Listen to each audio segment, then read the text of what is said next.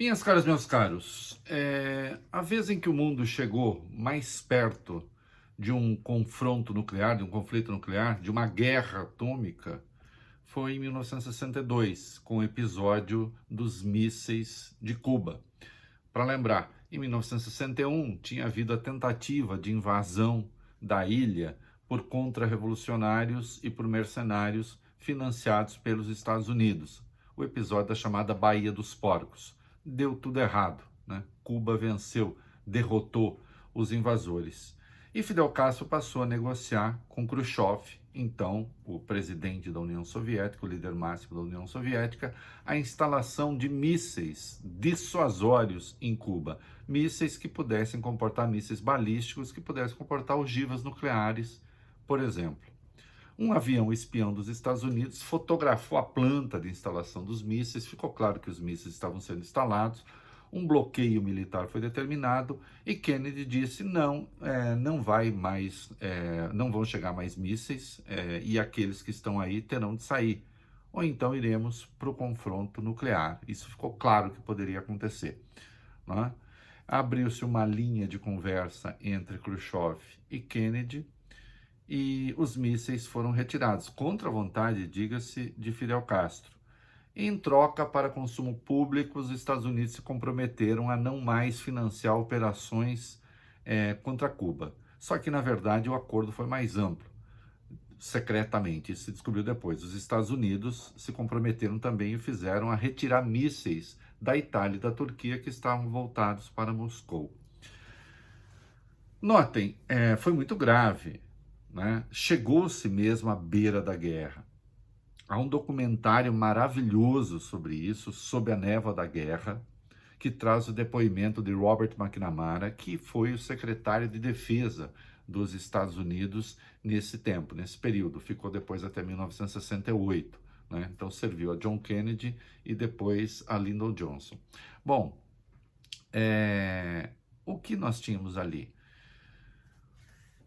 O risco de confronto, e McNamara diz, sim, quase aconteceu, mas ele não se deu num ambiente de guerra.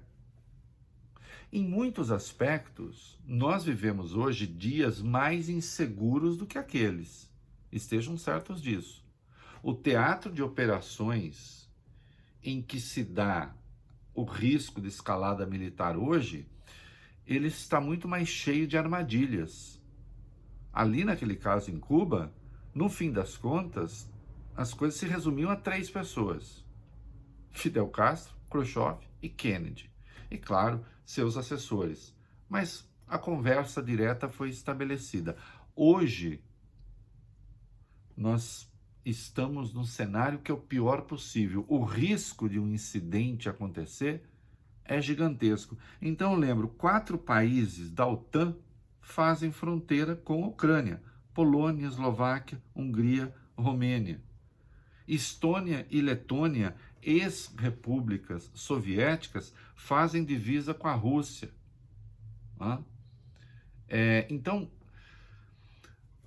o risco de acontecer um incidente que, por sua vez, vá merecer uma resposta absurda, desproporcional, e disso se saltar para um confronto nuclear, acreditem, hoje é maior do que em 62. Podemos ainda não ter chegado ali naquele limite, ou tira ou eu vou responder. Mas a chance de atores secundários resolverem fazer porcaria é grande. E até agora eu só estou vendo a escalada acontecer. Seria muito legal se vocês puderem assistir, vai ser muito legal assistir Sob a Névoa da Guerra, porque o McNamara lembra algumas coisas ali que hoje em dia nem a imprensa mais está se lembrando, quando trata dessas questões. Então, por exemplo, é preciso empatia com o inimigo. Desumanizá-lo é um bom caminho para o desastre. Não, isso vale para o Putin também, mas também vale para quem analisa a questão da Rússia.